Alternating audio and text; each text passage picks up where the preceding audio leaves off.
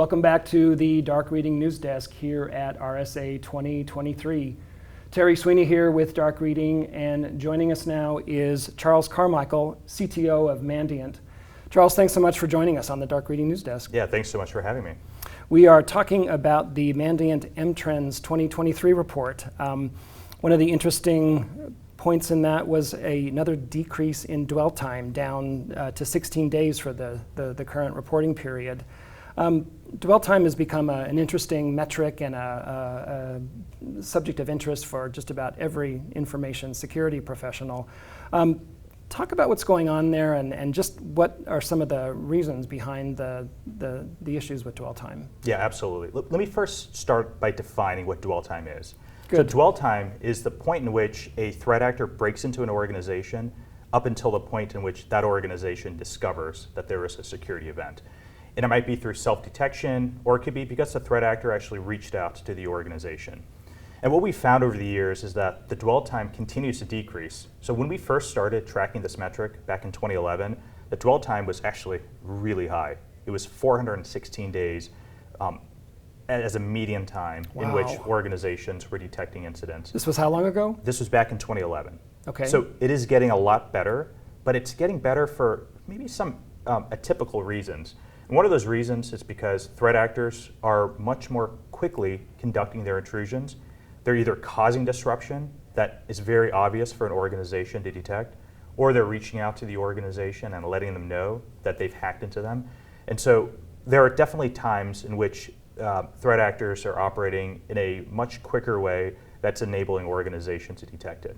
Now, I would also credit organizations are definitely getting better at detecting attacks. They're hiring more security talent, they're buying more technology products, and they're just much more aware of cybersecurity events today than they were back in 2011 when we started tracking this.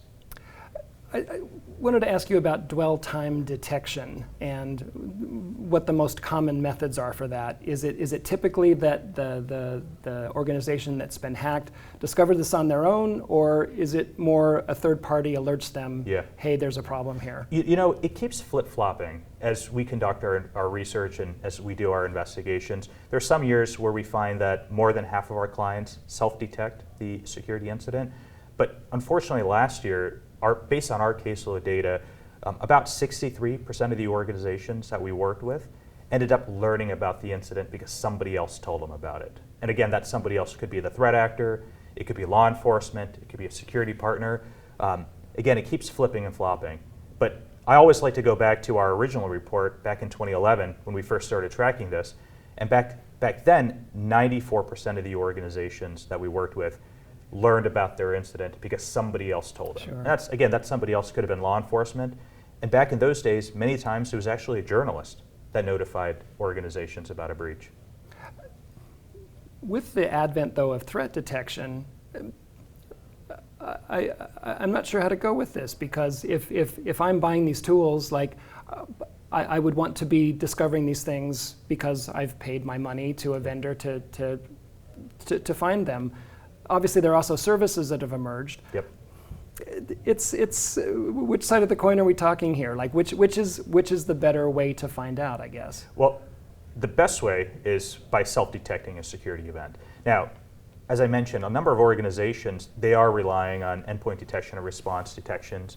They're relying on a variety of security tech stack that they have.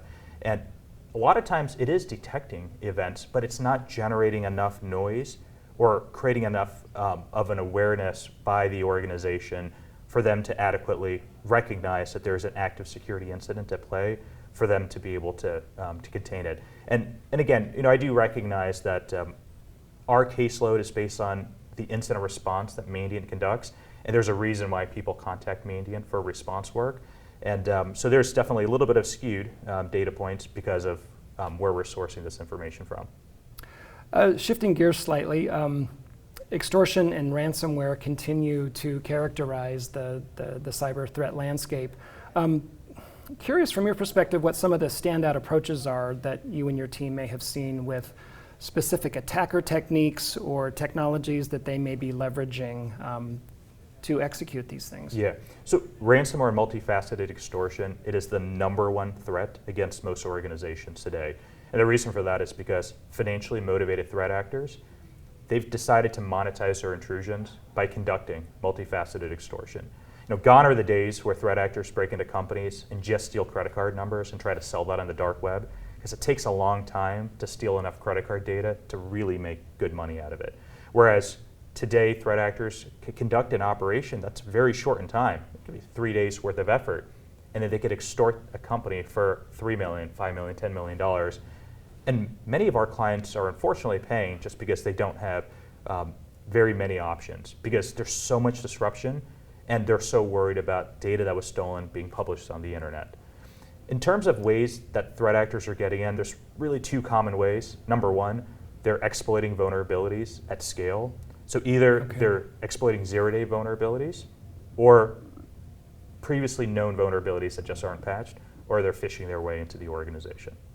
What is the multifaceted part of multifaceted extortion? Yeah, so we try not to refer to ransomware as ransomware. We call it multifaceted extortion, because that's a better way to describe what's actually happening. And what I mean by that is threat actors are coercing victims to pay extortion demands in a number of ways. Number one, they're creating business disruption by deploying encryptors or ransomware encryptors in an environment, and they're asking for money in exchange for a tool to recover their data. Number two, they're asking for a payment in exchange for a promise to not publish data that was stolen on the internet.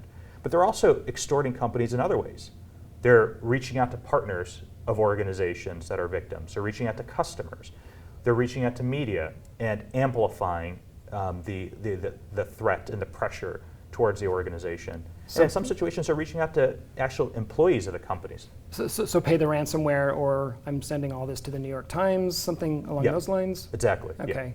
Do they get more specialized with, hey, we've got a snapshot of the CEO's desktop, or the formula for your secret sauce?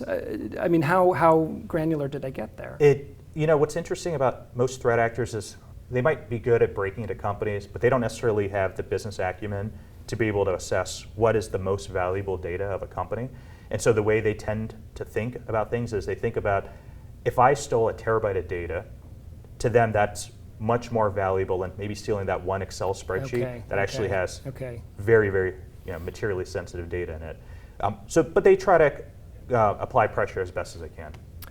I'm curious from your perspective, again, how major adversaries have evolved new approaches in the last year, and any tips you can offer organizations to catch these sorts of things or remediate them based on the newer techniques? We're seeing newer threat actors enter the game, and they're conducting intrusion operations in ways that feel a little bit different than maybe some of the more established threat actors. And what I mean by that is we're seeing a number of folks that are primarily, or that speak English as their primary language, where they are calling up victims and convincing them to install software or visit websites and provide their credentials.